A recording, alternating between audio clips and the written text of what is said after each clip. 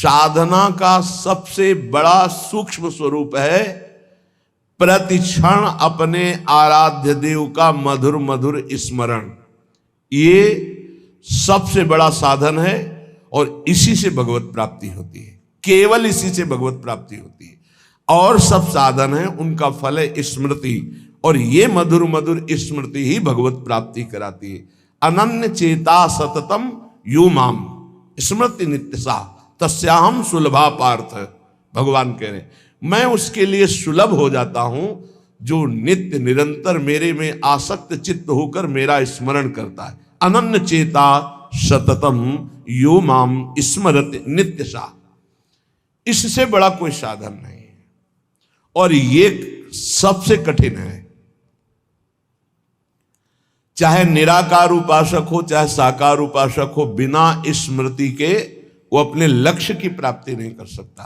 ये हम बहुत से सब शास्त्रों का स्वाध्याय, संतों का समागम, ये योग की सबसे बड़ी वृत्ति है चित्त वृत्ति का निरोध करके परमात्मा स्वरूप में स्थित कर देना, जिसका स्वरूप भगवान श्री कृष्णचंद्र जी कह रहे हैं तेषाम सतत युक्ता नाम भजताम प्रीति पूर्वकम ददामि बुद्धि योगम तम येन माम उपयांति ते। जो सतत मेरा भजन करते हैं मैं उन्हें बुद्धि योग प्रदान कर देता हूं। चित्त वृत्ति का संसार की तरफ ना जाकर परमात्मा में निरंतर स्थित रहना, आराध्य देव में स्थित रहना, यही सबसे बड़ा योग, यही सबसे बड़ी भक्ति, निरंतर स्मरण, और यही सबसे बड़ा ज्ञान कि सब कुछ विस्मरण अपने स्वरूप में स्थित। भक्ति योग, अष्टांग योग, ज्ञान योग, कर्म योग, किन्हीं न किन्हीं मार्ग में तो होगा ही कोई, लेकिन सबका सार है संसार का विस्मरण और परमात्मा का स्मरण। ये सब संप्रदाय, सब साधन, सबका सार, अगर ये नहीं तो कुछ नहीं मिला आपको। सब साधन कर यह फल सुंदर, प्रभु पद पंकज प्रीति निरंतर। समस्त साधनाओं का ये परम सुंदर फल है कि अपने प्रभु के नाम में, रूप में, लीला में निरंतर स्थिति बनी रहे, अंतर रहित स्थिति बनी रहे। देखो आप हर साधना का यही फल है। बहुत सुलझा हुआ बात समझना, सब कुछ हो रहा है, स्मृति नहीं है अंदर अखंड, खास बात नहीं, कुछ नहीं हो रहा, स्मृति चल रही है, सब कुछ हो गया। ये बात अच्छे से समझ लीजिएगा। जो स्मृति प्रधान है, स्मृतिवान है, वो विशेष कृपा पात्र है। प्रायः देहाभिमानी क्रियाओं पर, संख्या पर विशेष ध्यान देता है, स्मृति पर नहीं। कृपा पात्र स्मृति पर ध्यान देता है, क्रियाओं पर नहीं। क्रियाएं हो रही, स्मृति कहां है? देहाभिमानी क्रियाओं पर ध्यान, मैंने ये किया, मैं ये करूंगा, मैं ये कर सकता हूं, वो प्रगट क्रियाओं पर ध्यान देता है। जो कृपा पात्र होता है वो आंतरिक स्मृति पे, बाहर जो बन रहा है बहुत एकाग्रता पूर्वक बनेगा, क्योंकि वो एकाग्र है, स्मृतिवान है। स्मृतिवान ही ज्ञानी है, स्मृतिवान ही योगी है, स्मृतिवान ही वैरागी है, स्मृतिवान ही प्रेमी है, भक्त है। जो को स्मृति शून्य, कोई खास बात नहीं, कितनी भी बड़ी तपस्या हो, खास बात। ज्ञानी आत्मरति, भक्त इष्टरति, योगी स्वरूप में स्थित समाधिस्थ, उठते बैठते चलते फिरते। अगर ये समाधि नहीं प्राप्त है तो संप्रज्ञात समाधि, जो संकल्पित समाधि, उसका कोई महत्व तो नहीं। 8 घंटे समाधि, फिर बहिर्मुख बहिर्दशा में उठते बैठते चलते फिरते असंप्रज्ञात विचक्षणा समाधि, संकल्प रहित निरंतर परमात्म स्वरूप में स्थित, ये स्मृतिवान। हर उपासक स्मृति पर जोर दे। कोई इसमें मेहनत की बात नहीं है, इसमें महत्व की बात है। यदि आप देह का महत्व रखते हैं तो भोगों की स्मृति स्वाभाविक होती है। यदि आप प्रभु का महत्व रखते हैं तो भगवत स्मृति स्वाभाविक होने लगेगी। स्वाभाविक, जैसे हम विषयों की स्मृति करते नहीं, वो बसी हुई माला चल रहा है, स्मृति भोगों की हो रही। आरती पूजा क्रियाएं भागवतिक हो रही, स्मृति पदार्थों की भोगों की हो रही। नाना प्रकार का भोगाकर्षण का स्मरण हो रहा है, उसे स्मृति कहते हैं, जो अंदर अंदर होती है। स्मृतिवान ही महान पुरुष हो सकता है, स्मृतिवान ही दिव्यता को प्राप्त होता है। इसलिए स्मृति को पकड़ो। श्रीपाद प्रबोधानंद जी महाराज, आप जिस वृंदावन में विराजमान है, प्रकत्यंतम तीर्थवा प्रविश वितते ब्रह्म महर्षि स्फुरत पश्यानैकांतिक कलित वैकुंठ भवनम तदद्युच्चान्युच्चान्यनुसर सुधा मन्यांत महोज्वले वृंदारण्ये भ्रम यदि किमप्यत्र मिलति। महाउज्ज्वल परम धाम वृंदावन जिनको मिल गया, अब क्या मिलना बाकी रह जाएगा।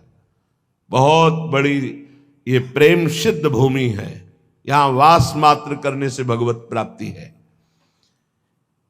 संपूर्ण प्रकृति, स्थूल सूक्ष्म कारण, इसका जो उल्लंघन कर जाते हैं वो ब्रह्म ज्योति में प्रवेश करते हैं।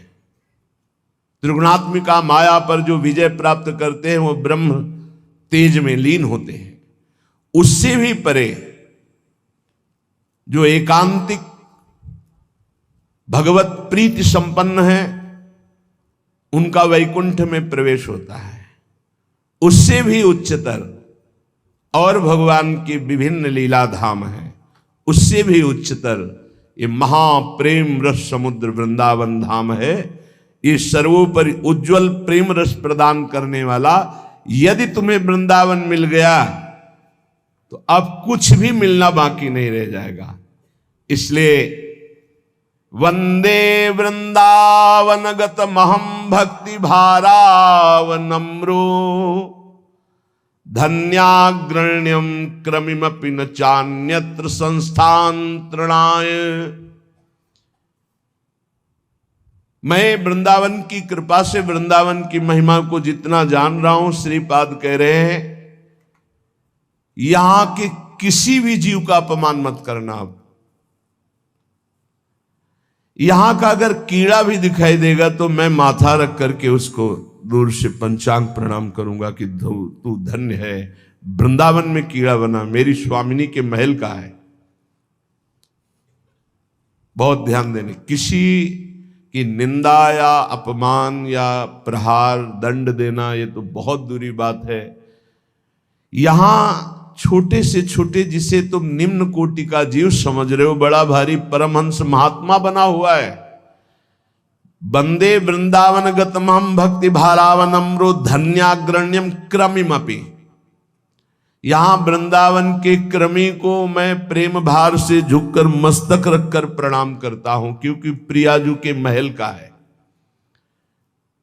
किंतु संस्थान त्रणाय मन्ने ब्रह्मादिक सुरगणान किम बहुक्त्या ममेयम। बड़े बड़े देवता देवराज इंद्र ब्रह्मादि को भी मैं तिनके से बड़ा नहीं समझता हूं। ये अभिमान नहीं है, ये स्थिति है। देवराज इंद्र और ब्रह्मा पद को भी मैं तिनके से बड़ा नहीं समझता हूं, क्योंकि आप ब्रह्म स्तंभ पर्यंतम सर्वम मायामयम जगत, तिनका और ब्रह्मा दोनों माया से ही रचे हैं। ब्रह्मादि देवताओं को, इंद्रादि देवताओं को मैं तृण से अधिक नहीं, अर्थात तृण के समान मानता हूं। स्वामी श्री हरिदास जी के लिए भी आया है, सुरपति नरपति लोकपति जिनके भावे घास घास रहे परम आनंद में तज सभी की आस। पर वृंदावन के मैं कीड़े को भी मस्तक रखकर जमीन पे प्रणाम करता हूं। बाहर के भी देवराज इंद्र या ब्रह्मा पद को मैं तिनके के समान समझता हूं।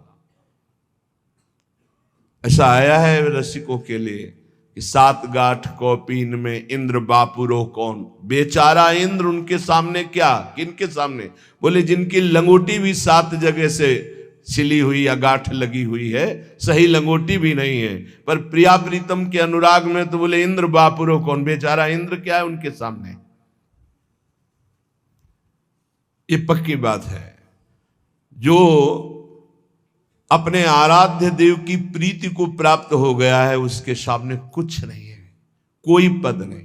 जब भक्ति का रंग चढ़ता है तो न पारमेष्ठम न महेंद्र धिष्णम कह देना बहुत सरल बात है। श्लोक याद करके बोलना या उसका अर्थ बता देना बहुत सरल बात है। और हम कह रहे हैं न पारमेष्ठम न महेंद्र धिष्णम न सार्वभौमम न रसाधिपत्यम न योग सिद्धिर अपुनर्भवम वा। नहीं चाहिए। और एक छोटा सा विषय, एक छोटी सी भोग सामग्री विचलित करके नीचे गिरा देती है, तो वो केवल दम्भ हुआ बोलना। स्थितिहीन महापुरुषों की जो बोल रहे हैं कि ब्रह्म पद या देवराज इंद्र का पद भी तिनके के समान हमारे लिए है। महत्व है तो वृंदावन का उस कीड़े का भी जो इस रज में रेंगता है। क्रमी प्रौढ़िर गाढ़ा न खलु पर तो भाति कृष्णोपि पूर्णा। मेरी बात को चतुरता पूर्वक मत समझना कि मैं वाक चातुरी से बोल रहा हूं। पक्की बात समझना कि यदि वृंदावन के बाहर श्री कृष्ण भी खड़े हो तो मैं उनको देखने के लिए आंख नहीं उठाऊंगा। जैसा श्रीपाद कह रहे हैं ऐसे श्री भट्ट देवाचार्य जी भी कह रहे हैं। विपिन राज सीमा के बाहर हरिहु को न निहार रेमन वृंदा विपिन। अब आप सोचेंगे कि ऐसा क्यों कह रहे हैं, क्योंकि हमारे वृंदावन बिहारी जो एक कदम भी वृंदावन से बाहर नहीं जा सकते। हमारी प्रियाजू, हमारे लालजू, यही सबके मूल हैं, यहीं से अवतार होते हैं। जो ब्रज में भी अवतार होते हैं, निकुंज से ही ठाकुर जो प्रभु के अंश से ऐश्वर्य में भगवत स्वरूप है, उनसे तो ऐश्वर्यमयी लीलाएं, महामाधुर्य रसमयी लीलाओं के लिए हमारे निकुंज के ठाकुर संबोधन करते हैं। हरिवंश महाप्रभु आनंद आज नंद के द्वार। कौन प्रगटा है? तो बोले दास अनन्य भजन रस कारण। ये प्रगटे लाल मनोहर ग्वार। ये प्रगटे लाल, लाल जो आए हैं निकुंज से, जो ब्रज में अपने अंश से लाल जो प्रकट होकर रसमयी महामाधुर्यमयी लीलाएं किए हैं। ऐश्वर्यमयी लीला के लिए जब हो तो भगवान चतुर्भुज नारायण जेल में प्रकट होते हैं देवकी वसुदेव को। मैंने वरदान दिया था कि मैं पुत्र रूप में, तो देखो मैं तुम्हारे सामने इसलिए प्रकट हुआ हूं कि तुम मुझ में ब्रह्म भाव और पुत्र भाव दोनों रखना। वो ऐश्वर्य स्वरूप। अगर ब्रज के बाहर तो ठाकुर का ऐश्वर्य में स्वरूप, तो ये महामाधुर्य रस वाले आंख उठा के भी नहीं देखना चाहते। प्रिया जो नहीं पास में, तो वृंदावन के रसिक हरि को नहीं पहचानते। नित्य विहार रस के रसिक अगर आचार्य नहीं वहां हित सजनी स्वरूपा या हरिदासी स्वरूपा ललिता, तो आंख उठा के जुगल जोरी को भी नहीं पहचानते। स्वामी जी कहाँ हैं? तो स्वामी जी तो अंतर ध्यान मेरे सहचरी वपू में लीन हो गए, प्राण निकल गए विठ्ठल विपुल देव जी के। हमारी आचार्य स्वरूपा गुरु स्वरूपा सहचरी पार्श्व में तब प्यारी जो प्यारी हरिवंश जोरी। कह रहे पक्की बात कह रहा हूं, केवल वाक चातुरता मत समझना। वृंदावन के बाहर अगर हरि भी हो तो आंख उठा के, ऐसा श्री भट्ट देवाचार्य। विपिन राज सीमा के बाहर कुछ है, एक दिव्यता, एक अद्भुतता, एक महामाधुर्यता। इसलिए उपासक को चाहिए कि यदि वृंदावन धाम का आश्रय मिल गया। कल एक संत भगवान ने प्रश्न किया कि आपके सत्संग से अपने इष्ट देव में बड़ी गाढ़ प्रीति भी होती है, पर बहुत से ऐसे साधक देखे जाते हैं जो अपने इष्ट देव की रति छोड़कर प्रियाजू के चरणों की रति में आ रहे हैं। तो इसमें आपका क्या भाव है उन लोगों के प्रति जो अपने इष्ट को छोड़कर आ रहे हैं? पहली बात कही कि चद्दर सही रंगा नहीं,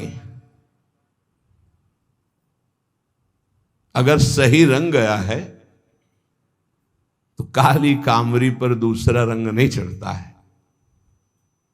और दूसरी बात यह है कि जब प्रीति की बाढ़ आती है फिर ये नहीं दिखाई देता है कौन कहां कैसा। फिर तो प्रेम में ऐसी उमगन होती है, सर्वस्व त्याग कर आगे बढ़ता है। हमारे आचार्य चरण कहते हैं, जे अवतार कदम्ब भजत हैं धरि दृढ़ व्रत जुहिए, तेऊ मगि तजत मर्यादा बन बिहार रस पिए, रहो को काहू मन ही दिए, मेरे प्राणनाथ श्री श्यामा शपथ करो तृण छिए। जे अवतार कदम, कदम कहते समूह, जो अवतार लीला भगवान ने की, उन अवतार प्रभु के जो सुंदर रूप, सुंदर लीलाएं, सुंदर गुण, सुंदर महिमा, उनका जो भजन करते हैं, जब वो नित्य बिहारी श्यामा श्याम की प्रेम लीला के रसिकों का संग पा गए तो ऐसी उमगन होती कि वो अपनी उपासना छोड़कर उनके रंग में रंग जाते हैं। हरिवंश महाप्रभु कहते हैं वो अनन्य रामोपासक थे। तो उनका ये बात बहुत जोर की लगी कि शायद वो अपने इष्ट में प्रीति नहीं कर पाए इसलिए ऐसा हो गया। उनका ऐसा भी नहीं, प्रेम की उमगन घसीट लेती है। का ऐसा कैसे हो सकता? उनका ऐसे हो सकता है जैसे तुलसीदास जी और नंददास जी सगे गुरु भाई हैं। तो जब नंद नंदन ललित त्रिभंगी मुरली मनोहर की रूप की चपेट पड़ी तो नंददास जी आसक्त चित्त होकर नंद नंदन की उपासना में तन्मय हो गए। तिलक बदल गई, छाप बदल गई, आराधना बदल गई। तो गोस्वामी जी ने पत्र में लिखा कि गुरु भाई, हमारे राम जी में क्या कमी थी जो श्याम जी के भजन में डूब गए? तो उनका भैया यहां कमी की कोई बात नहीं थी, हे बावरा मन बंसी की तान सुनकर लुट गया। अब क्या कहें हम। और फिर गुरु जी ने भी कुछ सोच विचार के ही हमारा नाम नंददास रखा था, इसीलिए नंद नंदन ने मुझे अपना दास बना लिया, चित्त का आकर्षण कर लिया। अरे बड़े बड़ों के हृदयों में इस रूप माधुरी ने अपना प्रभाव दिखा दिया। ये ऐसा रस है, सच्ची कहते हैं, ये ऐसा रस है कि ज्ञान मार्ग, योग मार्ग, भक्ति मार्ग, कर्म मार्ग, विषय मार्ग, किसी भी मार्ग का जीव एक चपेट मारी और अपना बना लिया। तुलसी घाट में 80 घाट के बिल्कुल समीप ही है। आज भी वो पीपल का वृक्ष विराजमान होगा, क्योंकि पीछे ही हमको दिखाया गया था कि ये अभी विराजमान है। अब तो बहुत सुंदर निर्माण वहां हो चुका है, पहले रज का ही सब 80 घाट पूरा रज का ही था। ध्यानस्थ बैठे हैं, चलो रास, बस वहीं से ऐसा परिवर्तन हुआ। अब हमसे पूछा जाए कि आपको क्या ब्रह्म ज्ञान में तृप्ति नहीं मिली क्या? आपको क्या अपने साधन या आचार्य निष्ठा में जैसी हरिवंश महाप्रभु में निष्ठा है, पक्की तुम्हें बता दे, क्योंकि बच्चापन से जो निष्ठा पड़ती है वो निष्ठा कभी फिसलती नहीं, ध्यान रखना। आद्य गुरु भगवान शंकराचार्य में जो निष्ठा जैसी थी वैसी ही आचार्य चरणों में निष्ठा है, जैसी आचार्य चरणों में निष्ठा वैसी आचार्य चरणों में थी। क्योंकि आचार्य चाहे 100 रूप धारण कर ले, लेकिन तत्व तो वही होता है। जब जब होए धर्म के हानि, तब तब तनु धरि प्रगटत आनि, जानि और दूजो नहीं। तृप्ति, न भूख की चिंता, न प्यास की चिंता, न वर्षा की, न गर्मी की, किसी भी, न सर्दी की, कोई व्यवस्था नहीं। घाटों में तो बिना आनंद के घाटों में रहते थे क्या? लेकिन ये है आनंद ऐसा कि हमारा तो बात जाने दो, श्रीपाद प्रबोधानंद जी महाराज जो हजारों सन्यासियों के गुरु थे, हम तो उस मार्ग के पथिक थे। ये तो अद्भुत उस मार्ग को प्रदान करने वाले थे जिनका आप ये वृंदावन महिमामृत सुन। कितने ऐसे परमहंसों के चित्तों को बलात् अपनी रास विलास में आकर्षित करके रस समुद्र में डुबो दिया, आज तक नहीं उछरे, आज तक नहीं उछरे। ये रस अगर श्री जी की कृपा से आपको वृंदावन का आश्रय, वृंदावन का वास, वृंदावन की उपासना, राधा नाम में प्रीति, आप ये समझ लीजिए कि चरम अवस्था में पहुंच रहे हैं। चरम अवस्था की उपासना आपको अहेतुकी कृपालु श्री लाडली लाल ने दे दिया। अब ये कि आपको जैसे दिखाई नहीं दे रहा है चरम अवस्था, तो आपको समझ में नहीं आएगा। जैसे दूर की वस्तु कोई जहाज में बैठे हुए दूर से देख लेता दूरबीन से, ऐसे ही कृपा में बैठा हुआ उपासक कृपा प्राप्त नेत्रों से देख लेता है बड़ी दूर की वस्तु कि कितनी ऊंची वस्तु हमको दी गई है। श्री भगवत ऋषि जी महाराज कह रहे कि देखे जीव जहाज चढ़ी दूरबीन धरि नैन, ऐसे ही वस्तु विचारिवर लखे आप उर ऐन, लखे आप उर ऐन। उपासक तौन कहावे रहे गुणन के बीच, गुणन आसक्त नावे। भगवत रसिक अनन्य सभाते आवे लेखे, प्रकृति पुरुषते परम, प्रकृति पुरुषते परे परम, उज्ज्वल रस देखे। यही बैठे हो, अलग अलग भाव के अनुसार दृष्टि है, लेकिन एक कृपा दृष्टि मिलती है जिससे मानस नेत्र खुलते हैं। वो दूरबीन है जो बैठे बैठे नित्य विहार रस को देख सकते हो। उपासक ऐसे ही वस्तु विचारवर लखे आप उरैन, उरैन हृदय के नेत्रों से बैठे बैठे लाखों हजारों के बीच में भी, राय गुणन के बीच, सतोगुण रजोगुण तमोगुण माया के बीच में रहता हुआ गुणन आसक्त ना आवे, त्रिगुणातीत अवस्था को प्राप्त वो महापुरुष अपने हृदय के नेत्रों से महामाधुर्य रस का अवलोकन करता है। कोई भी द्वंद्व उसका स्पर्श नहीं कर सकता। प्रकृति और पुरुष दोनों से परे, यद्यपि प्रायः दो का ही वर्णन होता है, प्रकृति और पुरुष, लेकिन यहां कह रहे ये प्रकृति और पुरुष दोनों से परे परम उज्जवल महामाधुर्य रस को वो रसिक अनन्य अपने हृदय की दूरबीन से हर समय देखता रहता है। प्रकृति और पुरुष दोनों से परे, तभी कहते विपिन राज सीमा के बाहर हरिहु को। ये एक अद्भुत रस है वृंदावन का। ये आश्रय ले लो, चाहे लाखों कोस दूर हो, तो यही रस आपके हृदय में प्रकाशित होगा। जैसे पूज्य बाबा श्री राधा बाबा, भाई जी श्री हनुमान प्रसाद पोद्दार जी और शास्त्रों अनुगामी जन प्रिया प्रीतम के प्रेम रस में निमग्न हुए गोरखपुर गीता वाटिका पर। रजरानी वृंदावन की आश्रय, वृंदावन का आसक्ति प्रिया प्रीतम के चरणारविंद की वृंदावन से ही प्राप्त हुई। इसलिए अपने को जो मिला बहुत जोर की बात मिल गई। राधा नाम प्रिया प्रीतम के चरणों का आश्रय, श्री स्वामिनी जी के कृपा प्रसाद से कुछ दुर्लभ नहीं रहेगा, सब कुछ प्राप्त हो जाएगा। धैर्य पूर्वक अपने मार्ग को पकड़ के चलते रहो। हमें सत्संग सब सुनना है, पर यह नहीं भूलना कि हम किस मार्ग के पथिक हैं।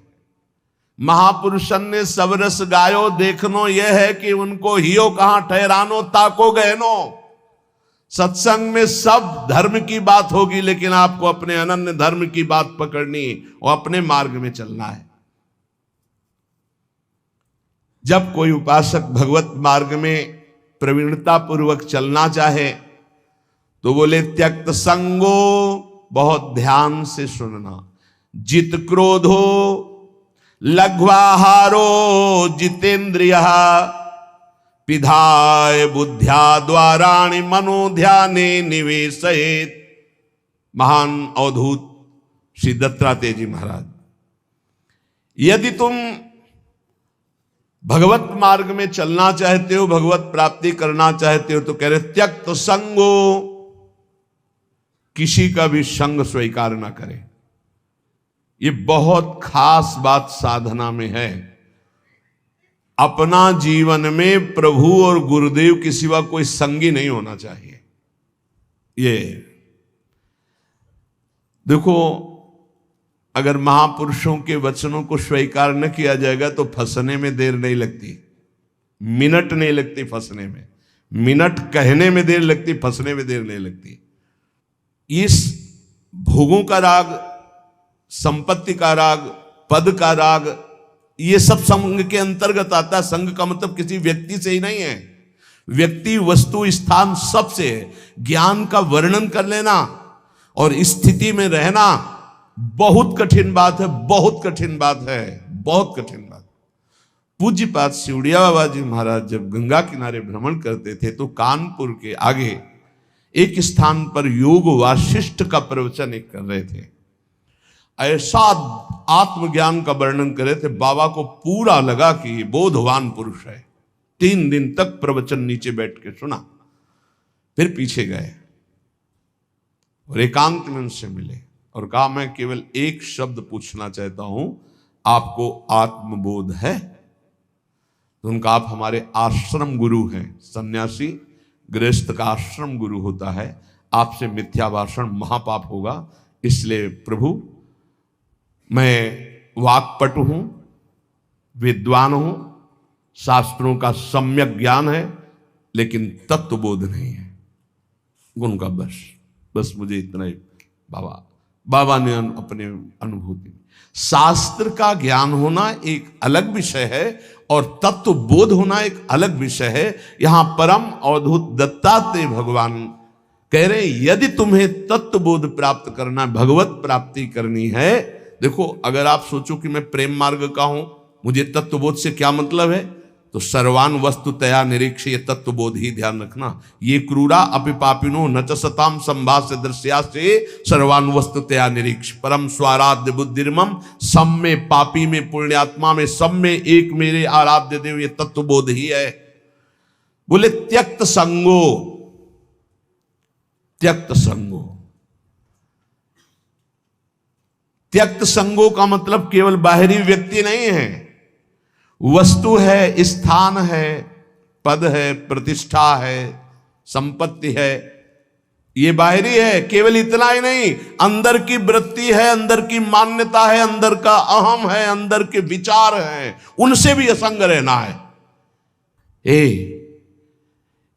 त्यक्त संगो, वो जित संग दोषा, अंदर और बाहर से, तब वो परम पद का अधिकारी हो। समझ लीजिए बहुत ध्यान से, शायद ये समझ पाना कठिन है, क्योंकि बाहरी कुसंग नहीं त्याग पा रहे, फिर बाहरी संग की बात क्या, फिर अंतर के संग की बात क्या। अंतर के अहम का त्याग, अंतर के विचार का त्याग, अंतर की वृत्ति से असंग, अंतर की वृत्ति से असंग, वो जीवन मुक्त महापुरुष होता है। अंतर की वृत्ति से भी असंग, साक्षी, दृष्टा मात्र।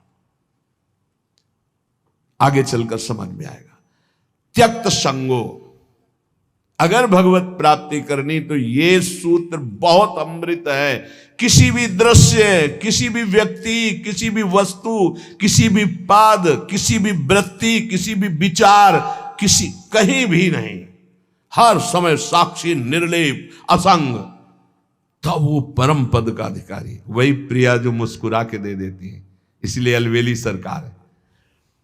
जित क्रोधो, पहले त्यक्त संगो, फिर जित क्रोधो, किसी भी परिस्थिति में क्रोध ना आने पावे। कभी कभी हम अपने दोषों को गुण मान करके प्रकाशित करते हैं कि ये कोई क्रोध नहीं है। अगर गलती को गलती नहीं मानोगे तो अक्रोध स्थिति को कभी प्राप्त नहीं होगी। क्रोध तब आता है जब हमारी कामना के विरुद्ध कोई चेष्टा होती है, पक्का, और क्रोध की सत्ता ही नहीं, हमारी चाहत ही ना हो। भगवान बोलवा रहे, बोल दिए, भगवान कह रहे ऐसे चलो, ऐसे चलो, वो हम बता दिए, अब ना चलो, आपकी मर्जी। क्रोध नहीं आना चाहिए। भारी से भारी विपरीत परिस्थिति में भी क्रोध नहीं आना चाहिए। ये कब होगा?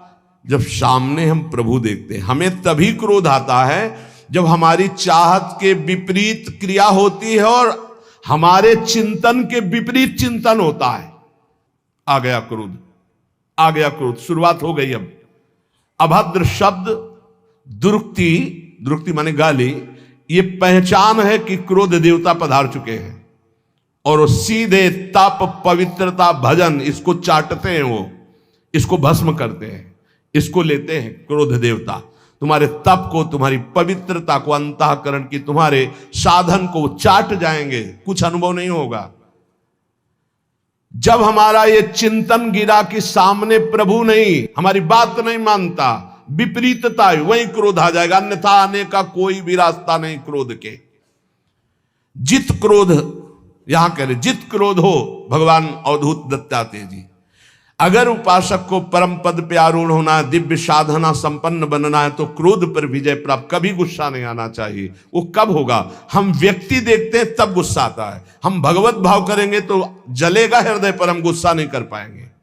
हम चाहत करते हैं तब गुस्सा आता है। अगर हम चाहत को भगवान की इच्छा में छोड़ देते हैं तो गुस्सा नहीं आएगा। जोई जोई प्यारो करे, सोई मोई भावे। लगवा हारो, थोड़ा आहार करें। बिहारी देव जी पीछे जब वाणी में आया था कि भूख से जो ज्यादा पेट भरता है उसका भजन तो हो ही नहीं सकता। पक्का यह अनुभव की बातें हैं।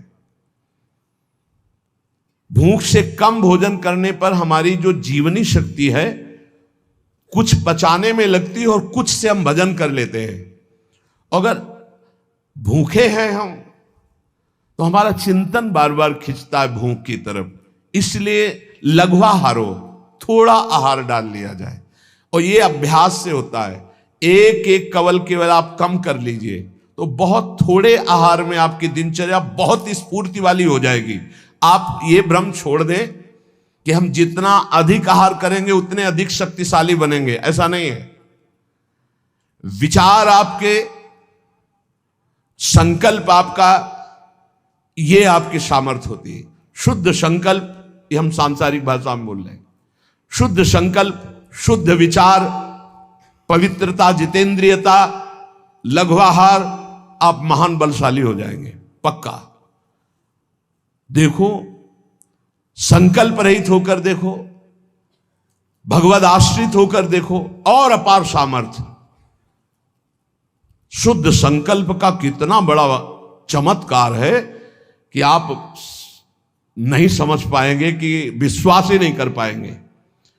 अगस्त जी ने संकल्प किया और ऐसे समुद्र को पी गए, पूरे समुद्र को। आप विश्वास नहीं कर पाएंगे कि समुद्र को पी गए अगस्त जी महाराज। महान तप निधि, संकल्प किया और पी गए समुद्र को। ये संकल्प की ताकत। भोजन से इस पांच भौतिक शरीर का पोषण होता है और धीरे धीरे हम शरीर से अपने को अलग करने के लिए साधना कर रहे हैं। तो लघवा हारो, थोड़ा आहार चाहिए। हमारा दिमाग क्या सिखाता है? बर्बाद काहे को करोगे? अब कितना रह गया? 2 लड्डू रह गए हैं, 1 कटोरी खीर है। वैसे तो नहीं है, पर बर्बाद नहीं होना चाहिए। अन्न है, ये बर्बाद, श्वास बर्बाद हो जानी चाहिए। अरे दूसरा कोई खा लेगा, कोई और जीव पा लेगा। आप थोड़ा भजन के लिए जगह बनाए रखो। अगर आपने परुषा लिया है तो किसी और जीव को पवा देना। सब अपने गुरु भाई ही हैं, हम एक ही प्रभु के बच्चा हैं। पोशाकें अलग अलग हैं। अरे किसी के श्वान की पोशाक है, किसी के सूकर की पोशाक है, किसी की कृमि की, लेकिन हम हैं सब एक ही भाई, परमात्मा अंश हैं, हम सब एक ही हैं। अंश वही है, पोशाकें अलग अलग हैं, वो पालेंगे। हम भजन के लिए उतने ही पुरुष हुए, उतने ही पावे जिससे भजन। ये आप बैठा लीजिए, खाते खाते मर जाओगे लेकिन खाने की आदत नहीं खत्म होगी। इसको संयम में लाओ। पहला कहा है त्यक्त संगो, दूसरा कहा है जित क्रोधो, तीसरा कहा है लघवा हारो। यदि भगवत प्राप्ति करनी है, दिव्यता लानी है, भजन का चमत्कार अंदर प्रकट करना है कि काम क्रोध लोभ मोह मद मत्सर ये सब भस्म हो रहे हैं, तो लघवा हारो। आहार पाने के बाद फिर ऐसे तुरंत बैठ सकते हो, ऐसा आहार पाइए कि अगर आपको तुरंत बैठना पड़े तो आपको वजन न लगे कि पेट में वजन है। ये जितना आप चिकने पदार्थ, जितने आप स्वादिष्ट पदार्थ समझ रहे हैं, ये स्वाद नहीं है। वास्तविक स्वाद तो राधा नाम सुधा रसम रसी, तुम रोम रोम आपका झंकृत हो जाएगा जिस दिन राधा नाम। बोले हमें तो स्वाद नहीं मिलता, तो जिसका पित्त बढ़ जाता मिश्री कड़वी लगती है, अगर अनुपान से दवा रूप में वही लिया जाए तो जब पित्त नष्ट होगा तो मिश्री मीठी लगने लगे। तो राधा नाम सुधा अमृत है, ये अमृत रस है। आचार्यों ने, महापुरुषों ने, स्वयं हरि ने इसका पान किया है, वही आपको मिल रहा है। आपकी जबान खराब हो चुकी भोगों में, थोड़ा भोजन कीजिए, बड़ा पावर मिलता है। आप उपवास के दिन देखना भजन में बहुत मन लगेगा थोड़ा पाने पर। तो वैसे ही आप रोज उपवास कर सकते हो, 1 रोटी पाओ, 2 रोटी पाओ, थोड़ी दाल ले ली, थोड़ी सब्जी ले ली, जितने से ऐसे थोड़ा लगा बस। इतना दिमाग विचित्र है कि हर बार फंसाता है यही कि बर्बाद नहीं होना चाहिए, ये जाना चाहिए, अंदर जाना चाहिए। बस जहां यहां से गया तो बस फिर उसके पचाने में पूरा दिमाग लगा, भजन में तो लगा नहीं। इसलिए प्रार्थना है इस आसक्ति से बचो, भोजन की आसक्ति से। अच्छे पदार्थ जो सृष्टि में कहे जाते हैं उनको थोड़ा लीजिए, और जो रूखे सूखे कहे जाते हैं उनसे पेट भरिए और खूब भजन कीजिए।